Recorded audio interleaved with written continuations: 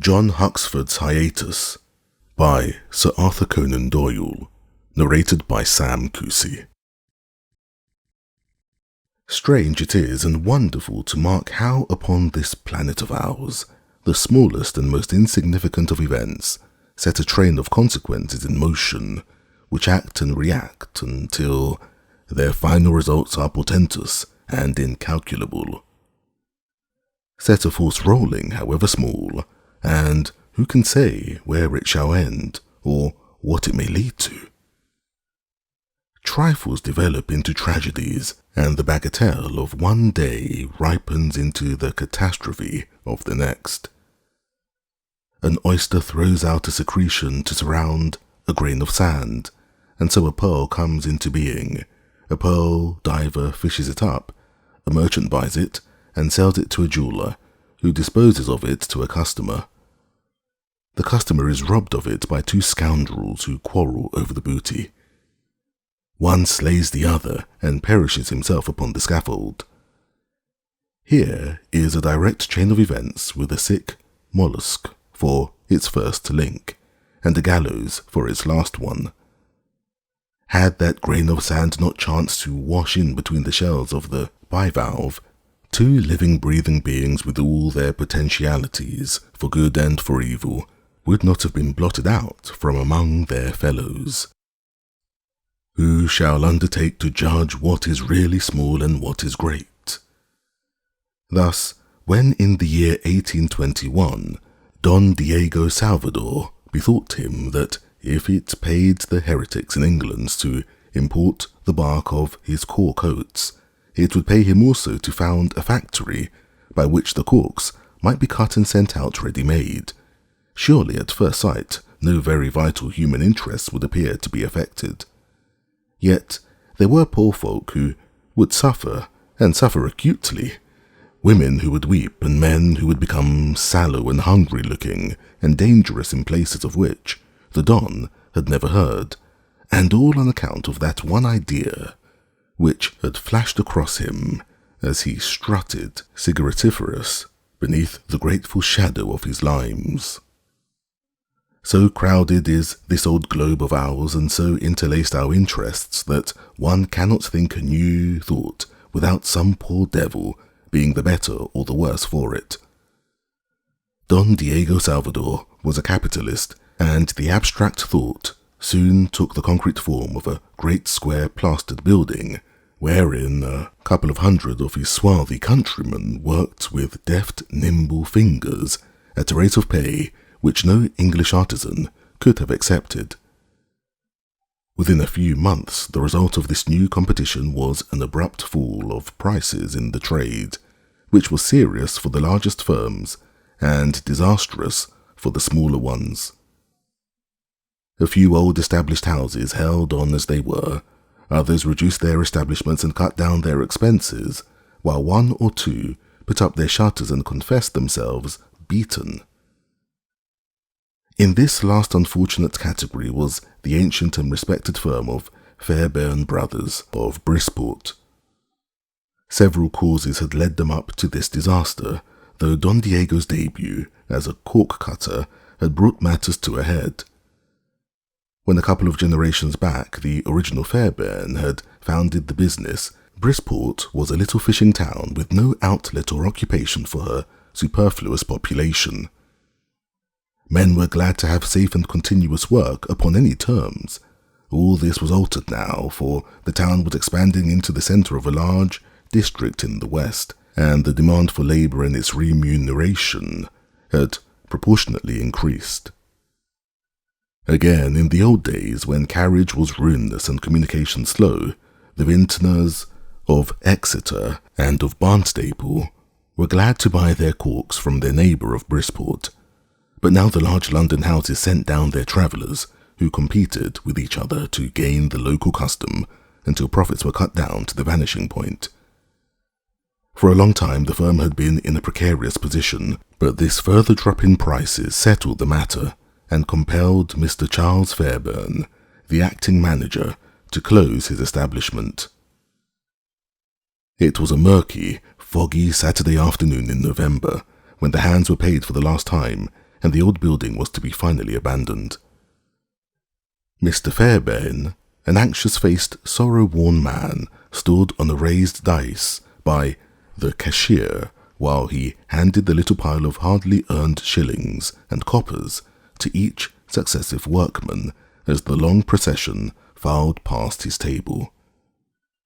It was usual with the employees to clatter away the instant that they had been paid, like so many children let out of school, but today they waited, forming little groups over the great dreary room, and discussing in subdued voices the misfortune which had come upon their employers and the future which awaited themselves. When the last pile of coins had been handed across the table and the last name checked by the cashier, the whole throng faced silently round to the man who had been their master and waited expectantly for any words which he might have to say to them. Mr. Charles Fairbairn had not expected this, and it embarrassed him. He had waited as a matter of routine duty until the wages were paid, but he was taciturn, a slow-witted man, and he had not foreseen this sudden call-up upon his oratorical powers. He stroked his thin cheek nervously with his long white fingers and looked down with weak watery eyes at the mosaic of upturned, serious faces. "I'm sorry that we have to part, my men," he said at last in a crackling voice. "It's a bad day for all of us, and for Brisport too. For 3 years we have been losing money over the works. We held on in the hope of a change coming, but matters are going from bad to worse.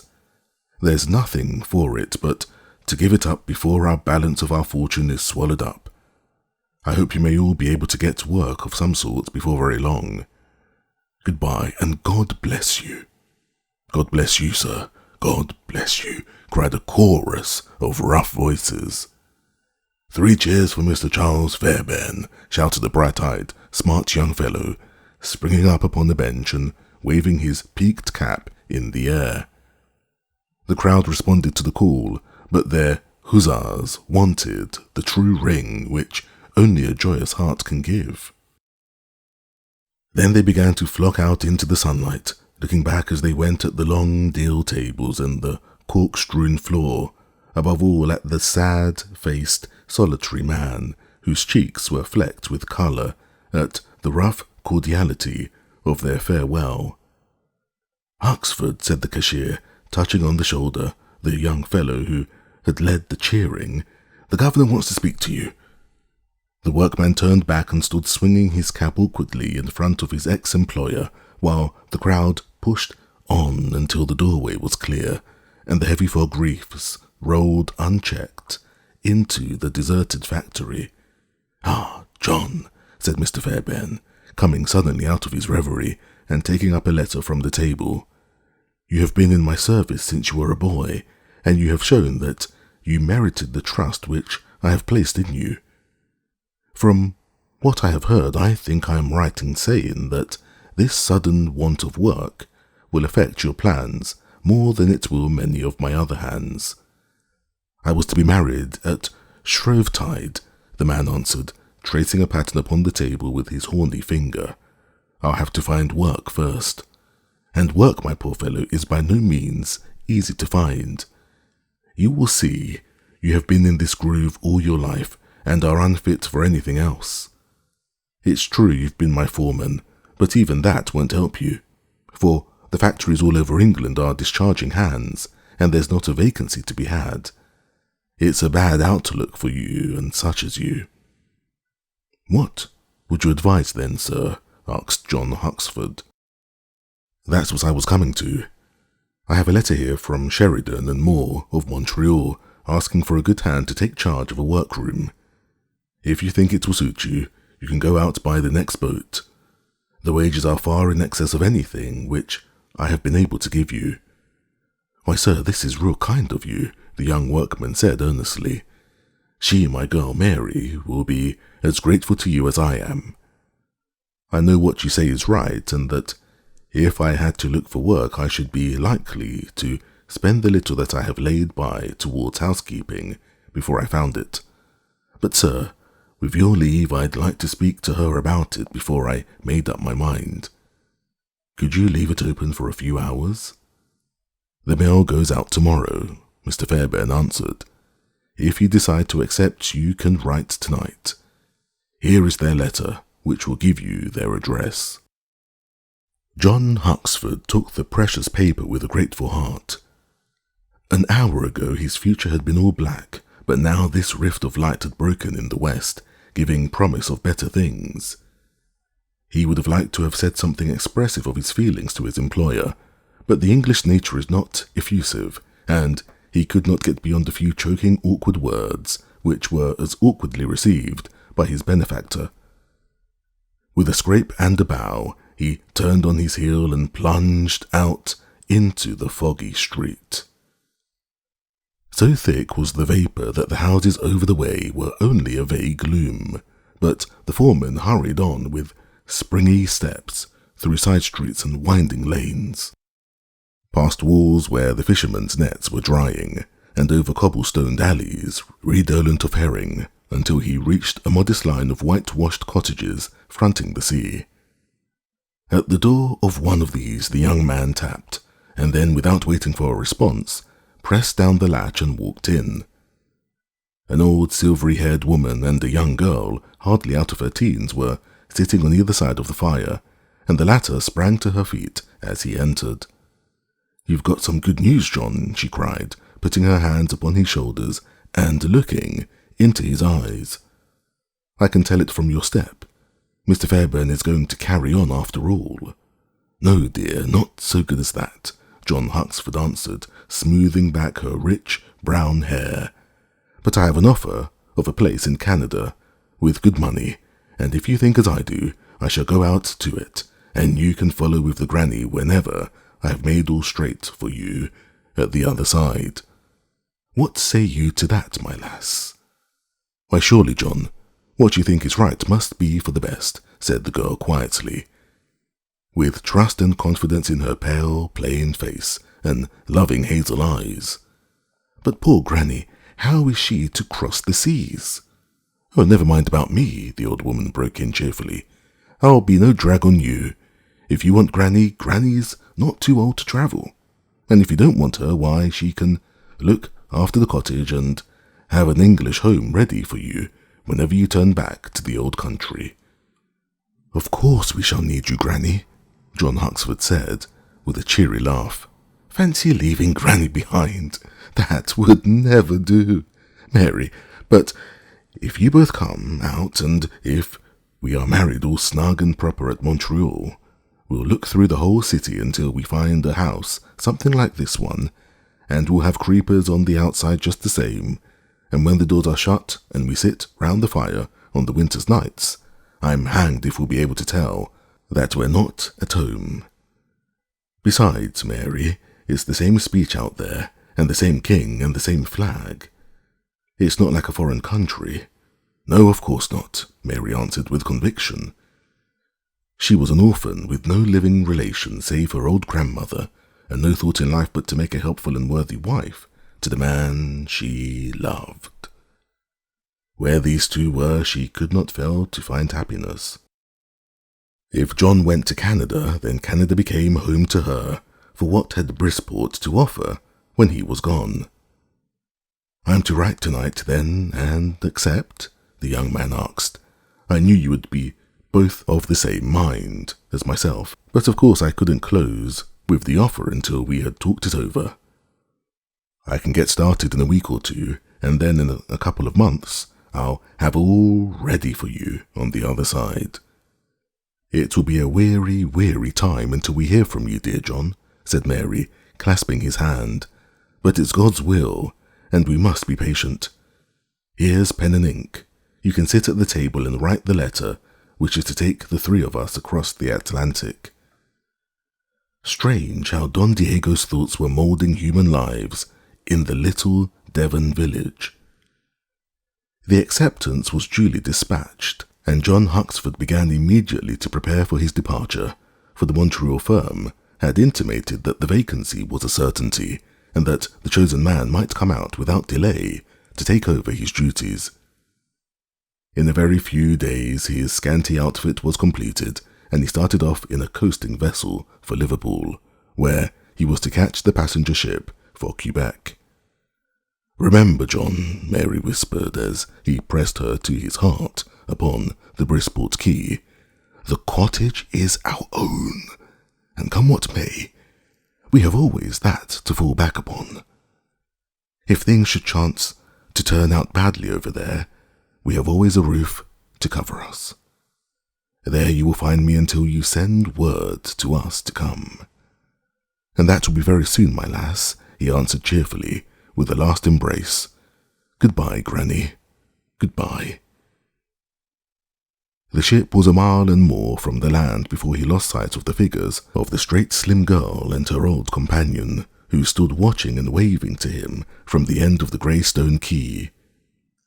It was with a sinking heart and a vague feeling of impending disaster that he saw them at last as minute specks in the distance, walking downward and disappearing amid the crowd who lined the beach. From Liverpool, the old woman and her granddaughter received a letter from John, announcing that he was just starting in the barque St. Lawrence, and 6 weeks afterwards, a second longer epistle informed them of his safe arrival at Quebec, and gave him his first impressions of the country. After that, a long, unbroken silence set in. Week after week and month after month passed by, and never a word came from across the seas. A year went over their heads, and yet another, but no news of the absentee. Sheridan and Moore were written to, and replied that, though John Huxford's letter had reached them, he had never presented himself, and they had been forced to fill up the vacancy as best they could. Still, Mary and her grandmother hoped against hope, and looked out for the letter carrier every morning with such eagerness that the kind-hearted man would often make a detour rather than pass the two pale, anxious faces which peered at him from the cottage window. At last, 3 years after the young foreman's disappearance, old Granny died, and Mary was left alone. A broken, sorrowful woman, living as best she might on a small annuity which had descended to her, and eaten her heart out as she brooded over the mystery which hung over the fate of her lover. Among the shrewd West Country neighbours there had long, however, ceased to be any mystery in the matter. Huxford arrived safely in Canada. So much was proved by his letter. Had he met with his end in any sudden way during the journey between Quebec and Montreal, there must have been some official inquiry, and his luggage would have sufficed to have established his identity. Yet the Canadian police had been communicated with, and had returned a positive answer that no inquest had been held, or anybody found, which could by any possibility be that of the young Englishman. The only alternative appeared to be that he had taken the first opportunity to break all the old ties, and had slipped away to the backwoods or to the States to commence life anew under an altered name. Why he should do this no one professed to know, but that he had done it appeared only too probable from the facts. Hence many a deep growl of righteous anger rose from the brawny smacksmen when Mary, with her pale face and sorrow-sunken head, passed along the quays on her way to her daily marketing, and it is more than likely that, if the missing man had turned up in Brisport, he might have met with some rough words or rougher usage, unless he could give some very good reason for his strange conduct. This popular view of the case never, however, occurred to the simple, trusting heart of the lonely girl, and as the years rolled by, her grief and her suspense were never for an instant tinged with a doubt as to the good faith of the missing man. From youth, she grew into middle age, and from that into the autumn of her life, patient, long-suffering, and faithful, doing good as far as lay in her power, and waiting humbly until fate should restore either in this world or the next that which it had so mysteriously deprived her of. In the meantime, neither the opinion held by the minority that John Huxford was dead, nor that of the majority which pronounced him to be faithless, represented the true state of the case.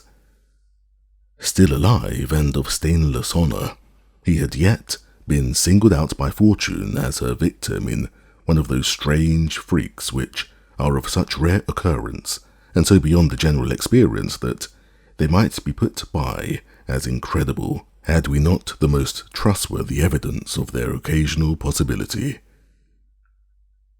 Landing in Quebec, with his heart full of hope and courage, John selected a dingy room in a back street where the terms were less exorbitant than elsewhere, and conveyed thither the 2 boxes which contained his worldly goods. After taking up his quarters there, he had half a mind to change again, for the landlady and the fellow lodgers were by no means to his taste, but the Montreal coach started within a day or 2, and he consoled himself by the thought that their discomfort would only last for that short time. Having written home to Mary to announce his safe arrival, he employed himself in seeing as much of the town as was possible, walking about all day and only returning to his room at night. It happened, however, that the house on which the unfortunate youth had pitched was one which was notorious for the character of its inmates. He had been directed to it by a pimp, who found regular employment in hanging about the docks and decoying newcomers to this den. The fellow's specious manner and proffered civility had led the simple-hearted West countryman into the toils, and though his instinct told him that he was in unsafe company, he refrained, unfortunately, from at once making his escape. He contented himself with staying out all day and associating as little as possible with the other inmates. From the few words which he did let drop, however, the landlady gathered that he was a stranger without a single friend in the country to inquire after him should misfortune overtake him. The house had an evil reputation for the hocussing of sailors, which was done not only for the purpose of plundering them but also to supply outgoing ships with crews, the men being carried on board insensible and not coming to until the ship was well down the St. Lawrence. This trade caused the wretches who followed it to be experts in the use of stupefying drugs, and they determined to practice their arts upon their friendless lodger, so as to have an opportunity of ransacking his effects, and of seeing what it might be worth their while to purloin. During the day he invariably locked his door and carried off the key in his pocket, but if they could render him insensible for the night, they could examine his boxes at their leisure, and deny afterwards that he had ever brought with him the articles which he missed.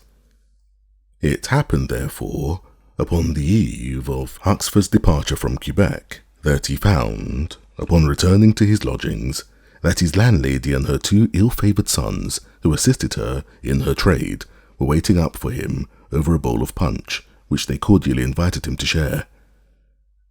It was a bitterly cold night, and the fragrant steam overpowered any suspicions which the young Englishman may have entertained, so he drained off a bumper and then, retiring to his bedroom, threw himself upon his bed without undressing and fell straight into a dreamless slumber, in which he still lay, when the 3 conspirators crept into his chamber, and, having opened his boxes, began to investigate his effects.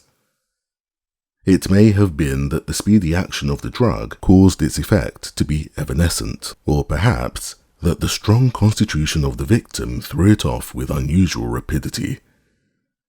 Whatever the cause, it is certain that John Huxford suddenly came to himself and found the foul trio squatted round their booty, which they were dividing into the 2 categories of what was of value and should be taken, and what was valueless and might therefore be left. With a bound he sprang out of bed, and seizing the fellow nearest him by the collar, he slung him through the open doorway. His brother rushed at him, but the young Devonshire man met him with such a facer that he dropped in a heap upon the ground. Unfortunately, the violence of the blow caused him to overbalance himself, and, tripping over his prostrate antagonist, he came down heavily upon his face. Before he could rise, the old hag sprang upon his back and clung to him, shrieking to her son to bring the poker. John managed to shake himself clear of them both, but before he could stand on his guard, he was felled from behind by a crashing blow from an iron bar, which stretched him senseless upon the floor. "You've hit too hard, Joe," said the old woman, looking down at the prostrate figure. "I heard the bone go." "If I hadn't fetched him down, he'd have been too many for us," said the young villain sulkily. "Still, you might have done it without killing him, clumsy," said his mother. She had had a large experience of such scenes, and knew the difference between a stunning blow and a fatal one. "He's still breathing," the other said, examining him. "The back of his head's like a bag of dice, though. The skull's all splintered. He can't last. What are we to do?" "He'll never come to himself again," the other brother remarked. "Serve him right. Look at my face. See, let's see, Mother. Who's in the house?" "Only 4 drunk sailors. They wouldn't turn out for any noise. It's all quiet in the street. Let's carry him down a bit, Joe, and leave him there. He can die there, and no one think the worst of us." "Take all the papers out of his pocket then," the mother suggested. "They might help the police to trace him. His watch too, and his money. £3 odd. Better than nothing. Now, carry him softly, and don't slip." Kicking off their shoes, the 2 brothers carried the dying man downstairs and along the deserted streets for a couple of 100 yards. There they laid him among the snow, where he was found by the night patrol, who carried him on a shutter to the hospital. He was duly examined by the resident surgeon, who bound up the wounded head, but gave it as his opinion that the man could not possibly live for more than 12 hours. 12 hours passed, however, and yet another 12, but John Huxford still struggled hard for his life. When at the end of 3 days he was found to be still breathing, the interest of the doctors became aroused at his extraordinary vitality, and they bled him, as the fashion was in those days, and surrounded his shattered head with ice bags. It may have been on account of these measures, or it may have been in spite of them, but at the end of a week's deep trance, the nurse in charge was astonished to hear a gabbling noise, and to find the stranger sitting up upon the couch and staring about him with wistful, wondering eyes. The surgeons were summoned to behold the phenomenon, and warmly congratulated each other upon the success of their treatment. "You have been on the brink of the grave, my man," said one of them, pressing the bandaged head back onto the pillow. "You must not excite yourself. What is your name?" No answer, save a wild stare. "Where do you come from?" Again no answer. "He's mad," suggested one. "Or a foreigner," said another. There were no papers on him when he came in. "His linen is marked J.H. Let us try him in French and German." They tested him with as many tongues as they could muster among them, but were compelled at last to give the matter over and to leave their silent patient still staring up wild-eyed at the whitewashed hospital ceiling. For many weeks John lay in the hospital, and for many weeks efforts were made to gain some clue as to his antecedents, but in vain. He showed, as the time rolled by, not only by his demeanour but also by the intelligence with which he began to pick up fragments of sentences, like a clever child learning to talk, that his mind was strong enough in the present, though it was a complete blank as to the past.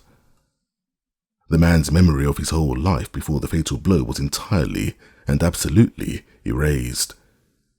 He neither knew his name, his language, his home, his business, nor anything else. The doctors held learned consultations upon him, and discoursed upon the centre of memory and depressed tables, deranged nerve cells, and cerebral congestions, but all their polysyllables began and ended at the fact that the man's memory was gone, and that it was beyond the power of science to restore it. During the weary months of his convalescence he picked up reading and writing, but with the return of his strength came no return of his former life. England, Devonshire, Brisport, Mary, Granny, the words brought no recollection to his mind. All was absolute darkness. At last he was discharged, a friendless, tradeless, penniless man, without a past, and with very little to look to in the future. His very name was altered, for it had been necessary to invent one. John Huxford had passed away, and John Hardy took his place among mankind. Here was a strange outcome of a Spanish gentleman's tobacco-inspired meditations. John's case had aroused some discussion and curiosity in Quebec, so that he was not suffered to drift into utter helplessness upon emerging from the hospital.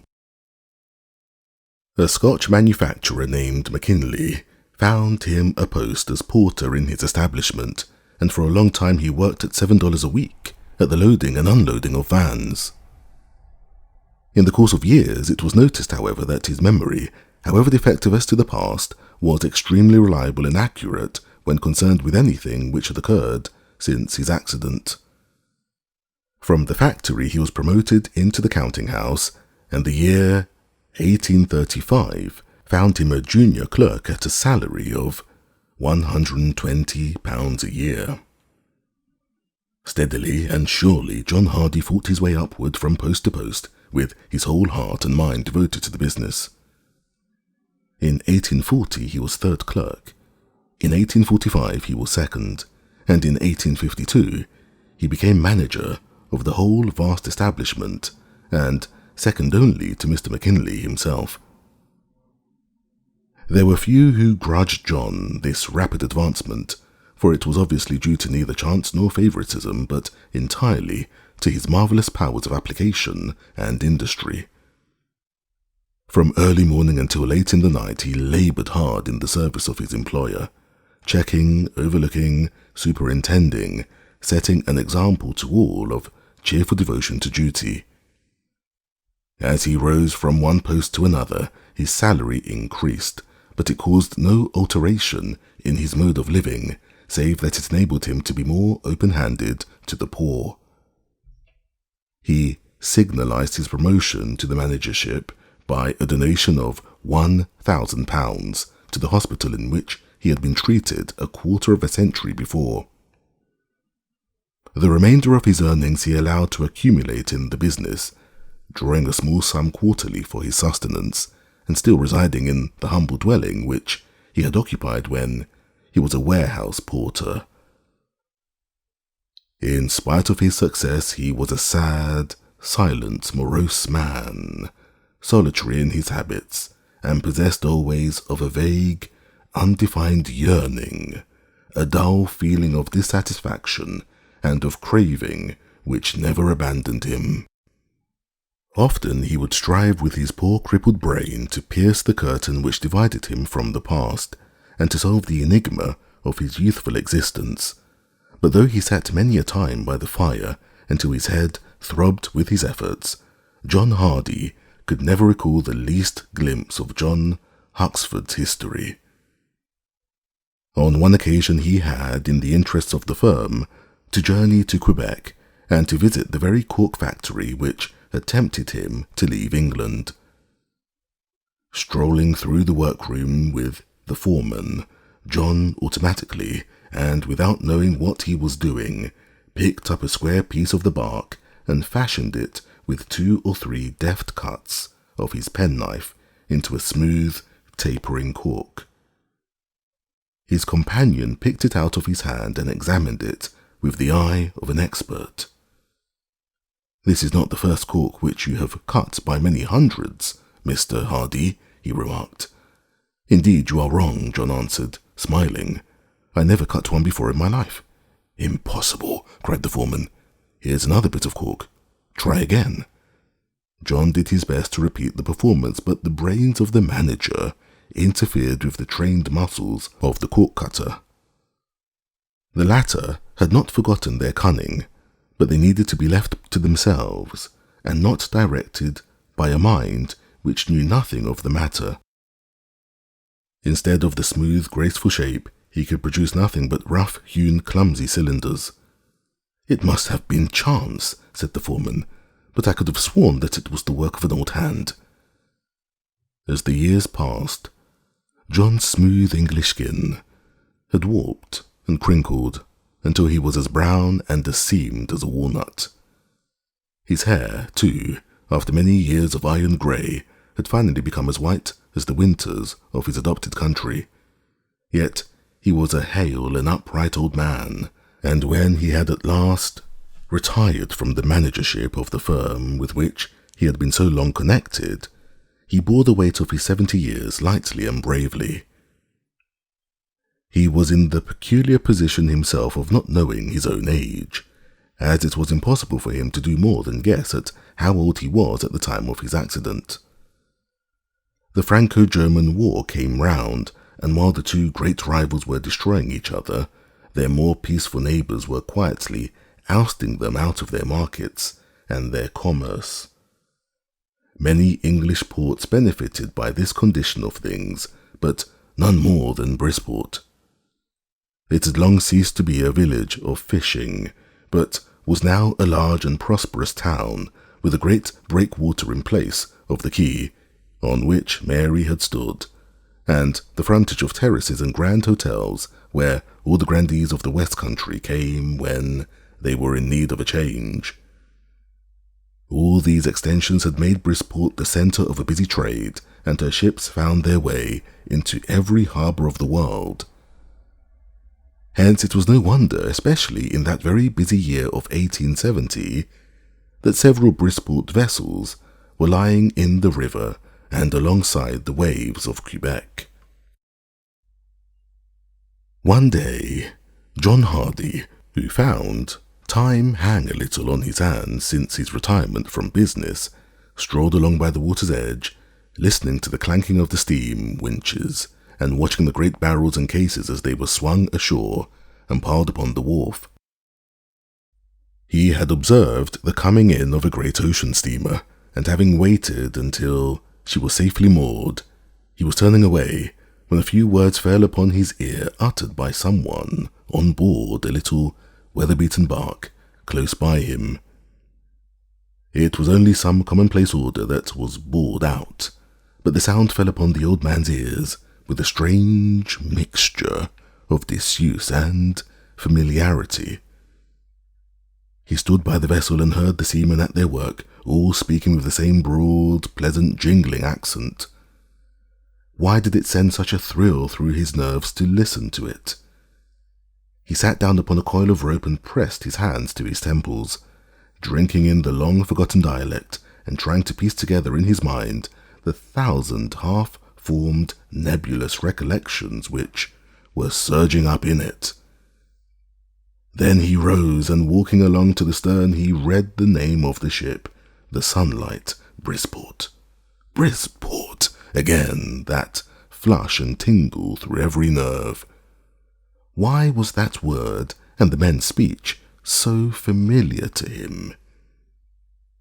He walked moodily home, and all night he lay tossing and sleepless, pursuing a shadowy something which was ever within his reach, and yet which ever evaded him. Early next morning, he was up and down on the wharf, listening to the talk of the West Country sailors. Every word they spoke seemed to him to revive his memory and bring him nearer to the light. From time to time they paused in their work, and, seeing the white-haired stranger sitting so silently and attentively, they laughed at him and broke little jests upon him, and even these jests had a familiar sound to the exile, as they very well might, seeing that they were the same which he had heard in his youth, for no one ever makes a new joke in England. So he sat through the long day, bathing himself in the West Country speech, and waiting for the light to break. And it happened that when the sailors broke off for their midday meal, one of them, either out of curiosity or good nature, came over to the old watcher and greeted him, So John asked him to be seated on a log by his side and began to put many questions to him about the country from which he came and the town. All which the man answered glibly enough, for there is nothing in the world that a sailor loves to talk of so much as of his native place, for it pleases him to show that he is no mere wanderer, but that he has a home to receive him whenever he shall choose to settle down to a quiet life. So the seaman prattled away about the town hall, and the Martello Tower, and the Esplanade, and Pitt Street, and the High Street, until his companion suddenly shot out a long, eager arm and caught him by the wrist. "Look here, man," he said in a low, quick whisper. "Answer me truly as you hope for mercy. Are not the streets that run out of the High Street, Fox Street, Caroline Street, and George Street, in the order named?" "They are," the sailor answered, shrinking away from the wild flashing eyes. And at that moment John's memory came back to him, and he saw clear and distinct his life as it had been, and as it should have been, with every minutest detail traced as in letters of fire. Too stricken to cry out, too stricken to weep, he could only hurry away homewards, wildly and aimlessly, hurry as fast as his aged limbs would carry him, as if, poor soul, there was some chance yet of catching up the 50 years which had gone by. Staggering and tremulous, he hasted on until a film seemed to gather over his eyes, and, throwing his arms into the air with a great cry, "Oh, Mary, Mary! Oh, my lost life!" he fell senseless upon the pavement. The storm of emotion which had passed through him, and the mental shock which he had undergone, would have sent many a man into a raging fever, but John was too strong-willed and too practical to allow his strength to be wasted at the very time when he needed it most. Within a few days he realized a portion of his property, and starting for New York, caught the first mail steamer to England. Day and night, night and day, he trod the quarter-deck until the hardy sailors watched the old man with astonishment, and marvelled how any human being could do so much upon so little sleep. It was only by this unceasing exercise, by wearing down his vitality until fatigue brought lethargy, that he could prevent himself from falling into a very frenzy of despair. He hardly dared ask himself what was the object of this wild journey. What did he expect? Would Mary be still alive? She must be a very old woman. If he could but see her and mingle his tears with hers, he would be content. Let her only know that it had been no fault of his, and that they had both been victims to the same cruel fate. The cottage was her own, and she had said that she would wait for him there until she heard from him. Poor lass, she had never reckoned on such a wait as this. At last the Irish lights were sighted and passed. Land's End lay like a blue fog upon the water, and the great steamer ploughed its way along the bold Cornish coast, until it dropped its anchor in Plymouth Bay. John hurried to the railway station, and within a few hours he found himself back once more in his native town, which he had quitted a poor cork cutter half a century before. But was it the same town? Were it not for the name engraved all over the station and on the hotels, John might have found difficulty in believing it.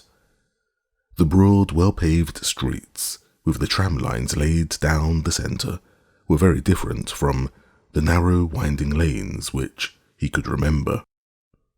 The spot upon which the station had been built was now the very centre of the town, but in the old days it would have been far out in the fields.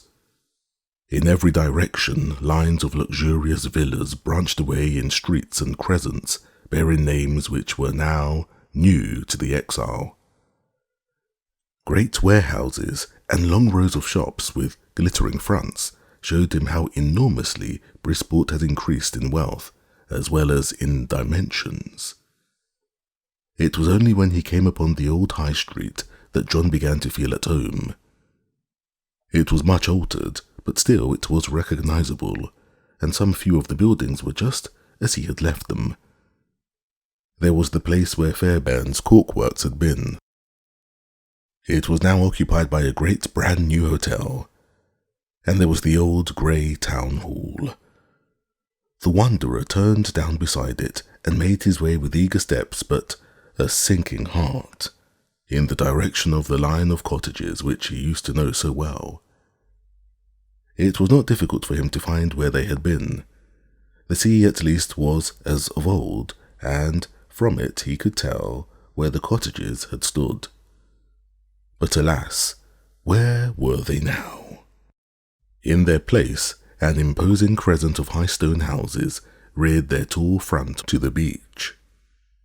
John walked wearily down past their palatial entrances, feeling heart-sore and despairing, when suddenly a thrill shot through him, followed by a warm glow of excitement and of hope, for, standing a little back from the line, and looking as much out of place as a bumpkin in a ballroom, was an old whitewashed cottage, with wooden porch and walls bright with creeping plants.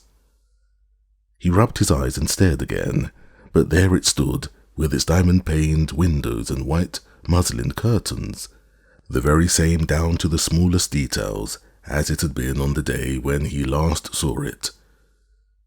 Brown hair had become white, and fishing hamlets had changed into cities, but busy hands and a faithful heart had kept Granny's cottage unchanged and ready for the wanderer. And now, when he had reached its very haven of rest, John Huxford's mind became more filled with apprehension than ever, and he came over so deadly sick that he had to sit down upon one of the beach benches which faced the cottage. An old fisherman was perched at one end of it, smoking his black clay pipe, and he remarked upon the wan face and sad eyes of the stranger. "You have overtired yourself," he said. "It doesn't do for old chaps like you and me to forget our years." "I'm better now, thank you," John answered. "Can you tell me, friend, how that one cottage came among all those fine houses?" "Why," said the old fellow, thumping his crutch energetically upon the ground, "that cottage belongs to the most obstinate woman in all England. That woman, if you believe me, has been offered the price of the cottage 10 times over, and yet she won't part with it. They have even promised to remove it stone by stone, and put it up on some more convenient place, and pay her a good round sum into the bargain. But God bless you, she wouldn't so much as hear of it." "And why was that?" asked John. "Well, that's just the funny part of it. It's all on account of a mistake.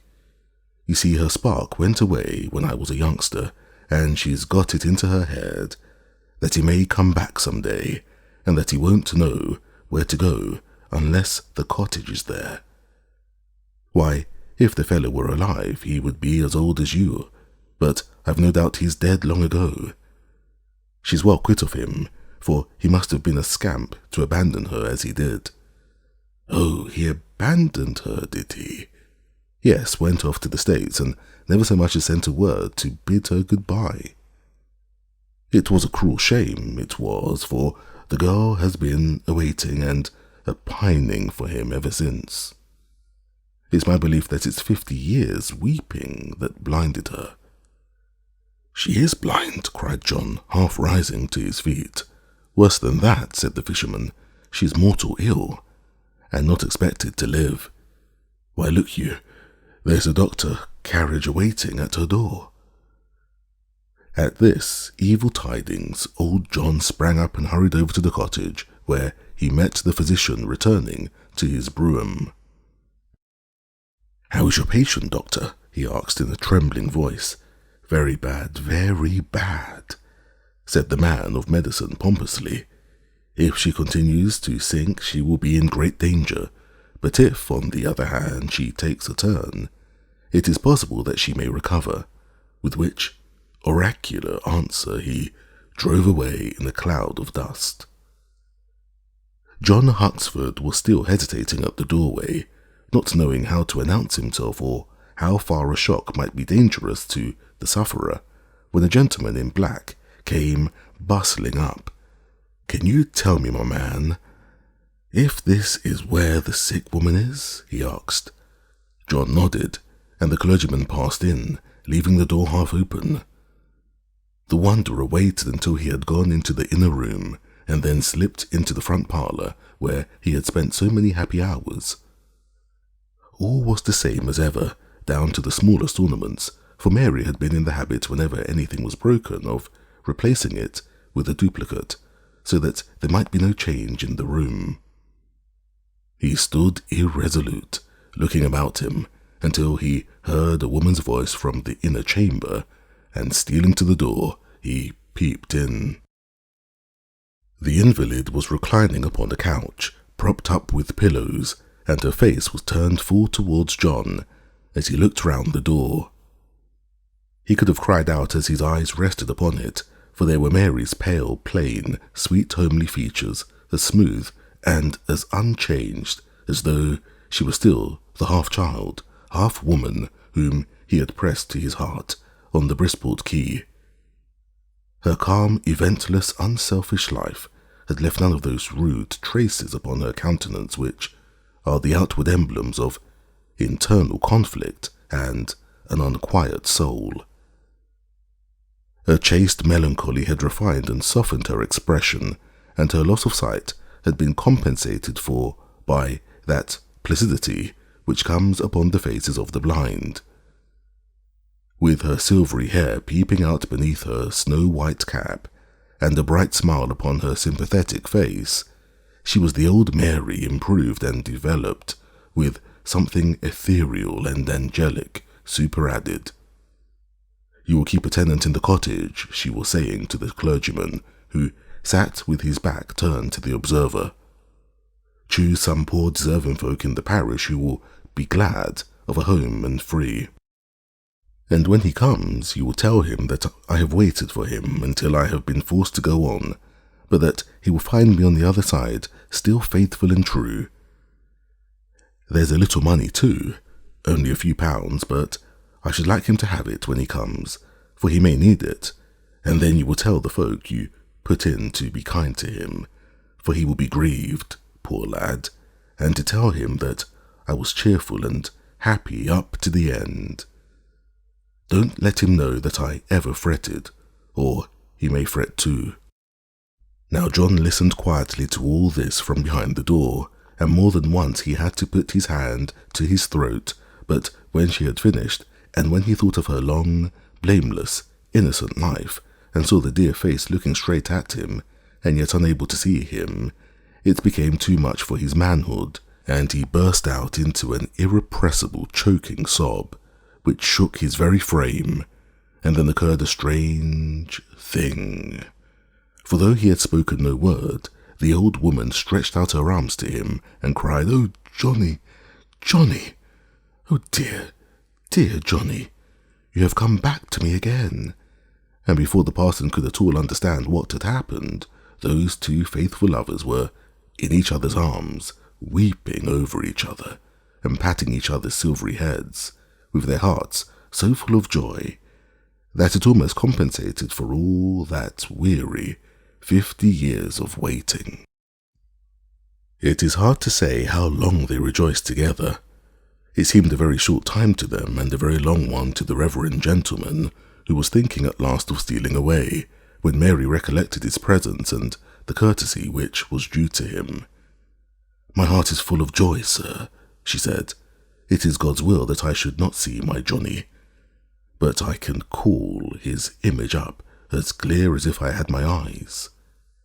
Now stand up, John, and I will let the gentleman see how well I remember you. He is as tall, sir, as the second shelf, as straight as an arrow, his face brown, and his eyes bright and clear. His hair is well-nigh black, and his moustache the same. I shouldn't wonder if he had whiskers as well by this time. Now, sir, don't you think I can do without my sight?" The clergyman listened to her description, and looking at the battered white-haired man before him, he hardly knew whether to laugh or to cry. But it all proved to be a laughing matter in the end, for whether it was that her illness had taken some natural turn or that John's return had startled it away, it was certain that from that day Mary steadily improved until she was as well as ever. "No special license for me," John had said sturdily. "It looks as if we were ashamed of what we are doing, as though we hadn't the best right to be married of any two folk in the parish." So the banns were put up accordingly, and 3 times it was announced that John Huxford, bachelor, was going to be united to Mary Howden, spinster, after which, no one objecting, they were duly married accordingly. "We may not have very long in this world," said old John, "but at least we shall start fair and square in the next." John's share in the Quebec business was sold out, and gave rise to a very interesting legal question as to whether, knowing that his name was Huxford, he could still sign that of Hardy, as was necessary for the completion of the business. It was decided, however, that on his producing 2 trustworthy witnesses to his identity, all would be right, so the property was duly realized and produced a very handsome fortune. Part of this John devoted to building a pretty villa just outside Brisport, and the heart of the proprietor of Beach Terrace leaped within him when he learned that the cottage was at last to be abandoned, and that it would no longer break the symmetry and impair the effect of his row of aristocratic mansions. And there in their snug new home, sitting out on the lawn in the summertime and on either side of the fire in the winter, that worthy old couple continued for many years to live as innocently and as happily as 2 children. Those who knew them well say that there was never a shadow between them, and that the love which burned in their aged hearts was as high and as holy as that of any young couple who ever went to the altar. And through all the country round, if ever man or woman were in distress and fighting against hard times, they had only to go up to the villa to receive help, and that sympathy which is more precious than help. So, when at last John and Mary fell asleep in their ripe old age, within a few hours of each other, they had all the poor and the needy and the friendless of the parish among their mourners, and, in talking over the troubles which these 2 had faced so bravely, they learned that their own miseries also were but passing things, and that faith and truth can never miscarry, either in this existence or in the next.